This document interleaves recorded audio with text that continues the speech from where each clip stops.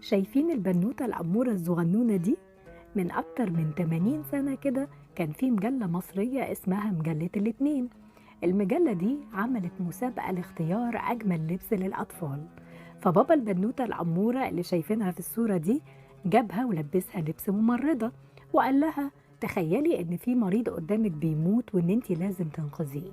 فالبنت اتأثرت قوي وبان على وشها الملامح اللي احنا شايفينها دي، واتنشرت الصورة في المجلة علشان يشوفها مين؟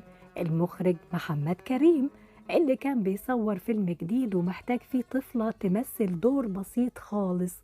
فبيتصل المخرج بالمجلة وبيقول لهم هاتولي عنوان البنوتة دي، وبيبعتوله العنوان وبتطلع البنوتة ساكنة في المنصورة، فبيبعت لها تلغراف علشان تنزل القاهرة تعمل اختبار كاميرا. البنت لما قابلت المخرج لقاها ذكية جدا ودمها خفيف، فرجع السيناريو مع المؤلف وزود عدد المشاهد بتاعتها، ومثلت البنت فعلا ووقفت قدام مين بقى؟ وقفت قدام محمد عبد الوهاب في فيلم اسمه يوم سعيد. البنت كانت لذيذة جدا وتلقائية لدرجة إن عبد الوهاب ما كانش بيقدر يمسك نفسه من الضحك وهو بيمثل قدامها، فبيضطروا يعيدوا المشهد أكتر من مرة لحد ما البنت زهقت خالص وراحت للمخرج تقوله ده باين عليه ما بيعرفش يمثل، مشوه من الفيلم وهاتوا واحد تاني غيره.